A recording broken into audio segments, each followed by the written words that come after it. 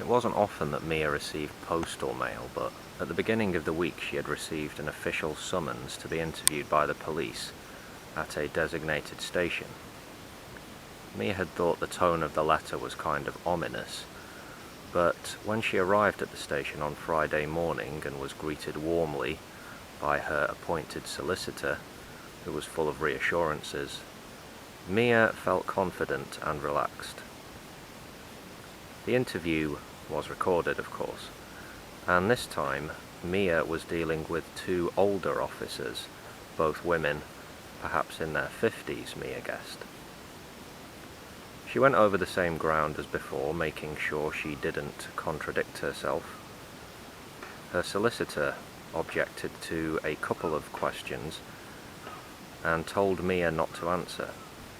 The sex worker understood, as she didn't want to incriminate herself.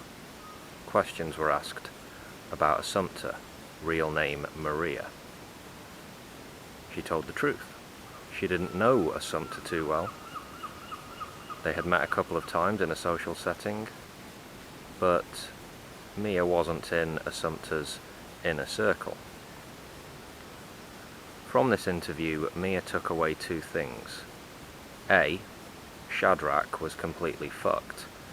There was no way he was going to make bail, and the authorities had a mind to throw the book at him.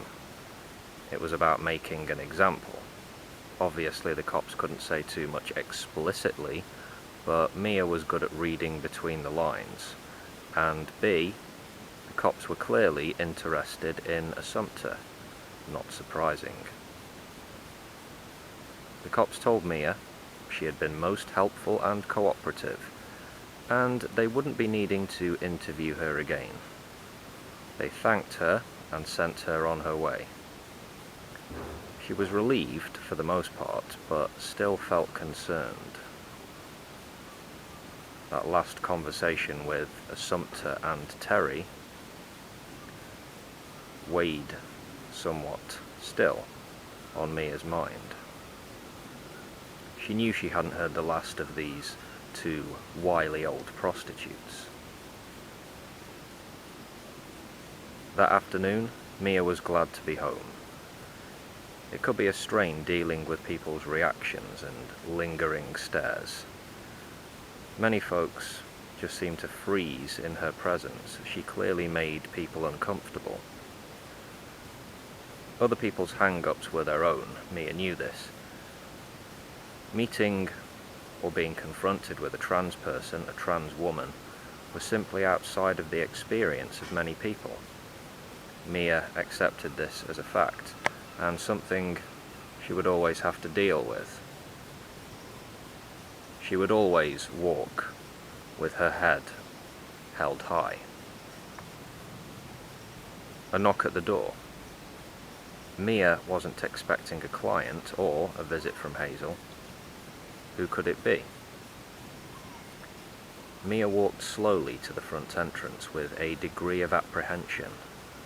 She unlocked and opened up to a visitor whose presence brought tears to Mia's eyes immediately. It was Akemi, her sister.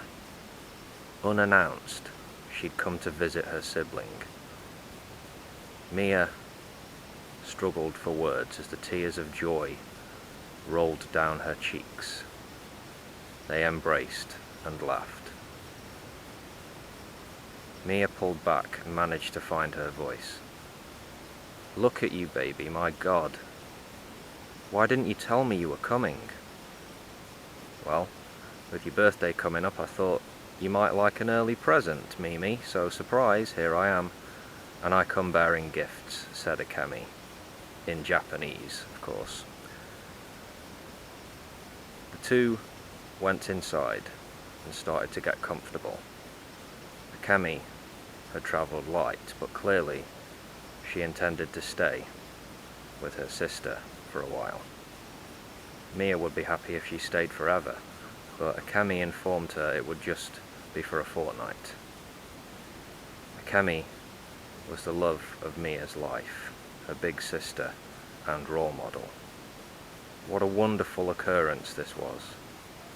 Mia felt uplifted and joyous. They talked for hours, for the rest of the day in fact, until it was time for bed. Mia had to text back and disappoint quite a few clients on that day, but she didn't care. Sweet, beautiful Akemi was here in England. She'd never been to Europe before, her sister, or even outside of Asia. It occurred to Mia that this might be somewhat of a culture shock for her sibling as she lay in bed that night. But no matter, she would show her the city, and perhaps they could go further afield. But what about business? Akemi knew how her sister made a living and was not judgmental about it, but Mia suddenly felt uncomfortable about the prospect of seeing men with her sister in the house. An idea flashed into her head the next morning as she did her oral hygiene routine. She called Hazel and asked if she could work from her place for the next couple of weeks. Hazel was intrigued by the arrival of Akemi, who she'd heard much about. She agreed to Mia's request, being happy that she would see more of her friend and lover now. They would have to develop and plan out a schedule right away, so they arranged to meet at Hazel's place that very morning. As Mia left the house and made a dash for the bus stop, she didn't clock Terry, sat in a parked car, watching Mia from behind a cigarette.